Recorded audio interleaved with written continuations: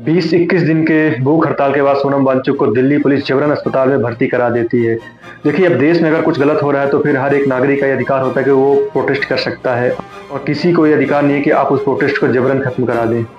ये प्रोटेस्ट शुरू हुआ था नीट घोटाले और धर्मेंद्र प्रधान के इस्तीफे के लिए। इस प्रोटेस्ट के मायने तब बदलने लगे जब यहाँ कुछ नेताओं की एंट्री होती है और कुछ विवादित चेहरे आते हैं और किसी एक धर्म को टारगेट करते हैं। जैसे stand up comedian Kunal Kamra आते हैं और वहाँ पे भगवान राम का मजाक बनाते हैं और वो बोलते हैं कि ये सीता के पति का नाम ले लेके नीता के पति का काम किया जा रहा है।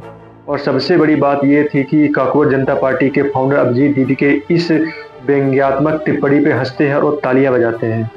फिर एक बयान आता है दिल्ली यूनिवर्सिटी के पूर्व प्रोफेसर नंदिता नारायण का, और इस प्रोटेस्ट में ऐसे भी आते हैं जो ये मानते हैं कि जम्मू कश्मीर भारत का कभी अभिन्न अंग था ही नहीं। इस तरह के प्रोटेस्ट बहुत ही ज़रूरी थे, पेपर लीक हो रहे हैं जैसे देश में, लेकिन जिस तरह से प्रोटेस्ट को शुरू किया गया था उस तरह से शायद ये खत्म नहीं हो पाया। बार-बार किसी एक धर्म को टारगेट करना, उनका मजाक बनाना और टीका-टिप्पणी करना, ऐसा लग ही नहीं रहा था कि ये प्रोटेस्ट जो चल रहा है ये नीट एग्ज़ाम के पेपर लीक और धर्मेंद्र प्रधान के इस्तीफे के लिए हो रहा है। ये ऐसा लग रहा था कि किसी एक धार्मिक आंदोलन के तरह ये बढ़ रहा था आगे।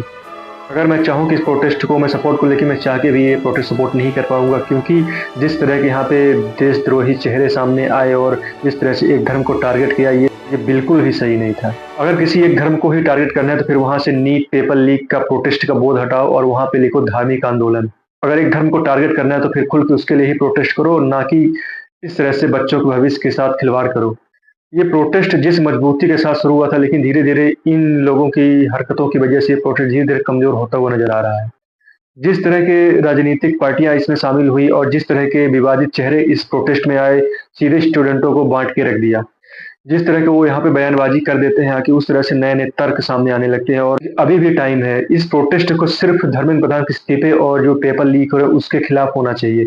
ना कि आप किसी एक धर्म को टारगेट करिए और ना ही आप इस तरह के विवादित बयान दीजिए, देशद्रोहियों वाली हरकतें मत करिए, नहीं तो ये प्रोटेस्ट शायद उस तरह का काम नहीं करेगा। जिस तरह के यहाँ पे बयानबाज़ियाँ हो रही है उसमें सबसे ज़्यादा फ़ायदा आप जिसके खिलाफ प्रोटेस्ट कर रहे हो, जिस पार्टी के खिलाफ, उसको हो रहा है।